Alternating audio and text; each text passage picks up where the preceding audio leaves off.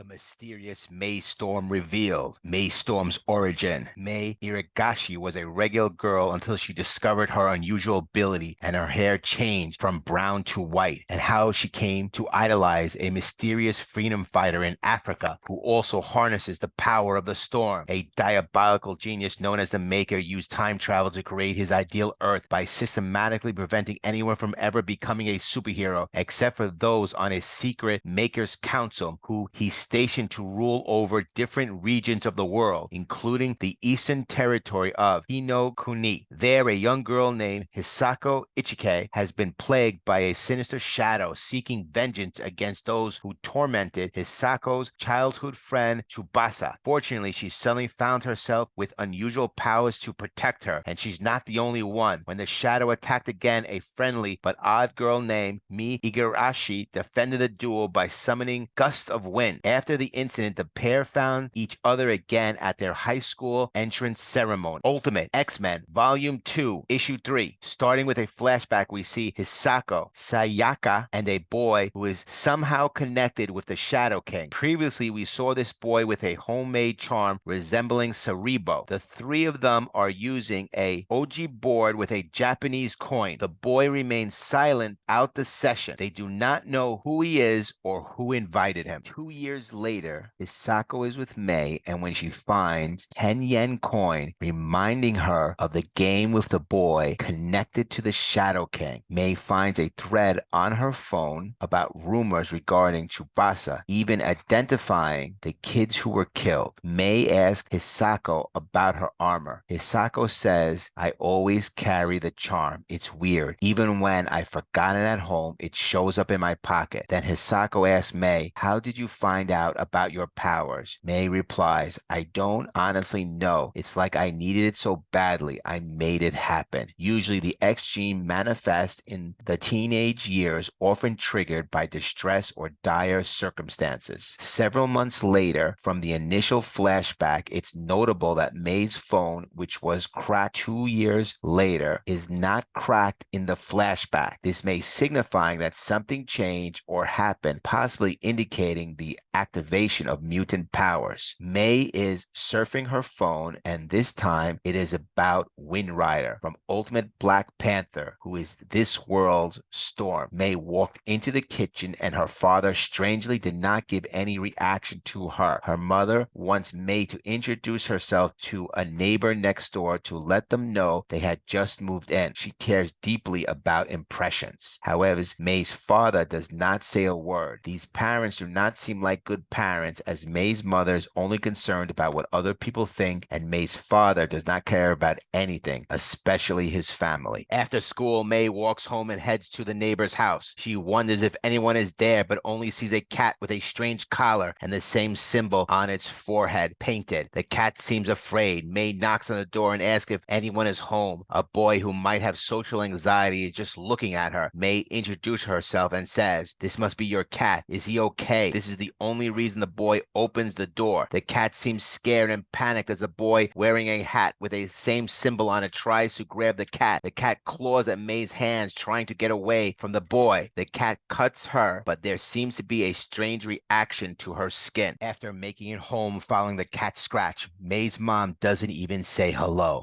Mei rests with her hand stretched out, noticing something strange happening with it. Could it be affected by the Shadow King? Suddenly, Mei is awakened by the sound of her parents fighting. It seems her father is cheating on her mother again. The father doesn't say a word as dinner is ready, but the situation downstairs between Mei's parents is explosive. Mei says, "Are you two at it again? If you're gonna fight, can you not wake me up? It's not like I can eat with you yelling at each other." The mother responds, "He won't answer to anything. It's like I don't exist. He won't even look at me when I'm talking." The father remains unresponsive. Mei advises her mother, "Then leave him. Who needs him anyway?" However, like a battered woman siding with her abuser, the mother retorts, "How dare you talk to your father that way?" Despite the father cheating and being abusive, the mother sides with him. Suddenly, the father reacts by slamming his hand down. Still not saying a word, he grabs one of Mei's hands, hurting her, and then winds his hand back to slap her in the face. Finally, the mother shows concern for Mei. The father sits down as if nothing happened, returning to his newspaper. But something is triggered in Mei. In an amazing scene, her mutant powers are activated. A huge storm of wind breaks out, blowing the father away, the mother away, and shattering all the plates. Suddenly, everything in the house is moving with the power of May. Her mutant powers have been activated in this moment of distress. Water is everywhere, soaking everything. The whole house is trashed. Despite the chaos, the father still hasn't really reacted. However, something has happened to May's hair. It has turned from black to white. Her eyes have also changed color. The mom is shocked, realizing the mutation has altered May's hair and eye color. Dad, who has ignored everyone and battered his child, finally speaks. I don't need punks like you in my house. Get out. May is stunned. Her father is kicking her out when she probably needs him the most. She has changed and has no home. She is shocked to see what has happened. We return to the present day where Maystorm is sitting with Hisako and gets hit by a dodgeball. We are introduced to some characters. Nico Minoru, who doesn't play dodgeball because it's that time of the month, likely using this as an excuse to avoid the game. In her counterpart universe, she is part of the team The Runaways, where she was the leader and part of the Strange Academy staff. She wields the Staff of One to perform magic. Nico exudes an air of mystery and is a subject of fascination among her peers, particularly Hisako due to the rumored paranormal abilities of her parents. Nevertheless, Nico herself exhibits a more reserved demeanor as evidenced by her avoidance of gym class. Another character is Mori, whose 616 counterpart is Molly Hayes of The Runaways. She is similar to Molly Hernandez of Earth 199999, differing in ethnicity from the mainland counterpart. She has a bunny ears and, like Nico, is not participating in PE class. In her Earth counterpart, she has super strength. The third character is Natsu, who wears an eye patch on her right eye, concealing a red eye. The design of Natsu, which translates to summer in Japanese, is accompanied by several visual clues that suggest her to be Earth's 16160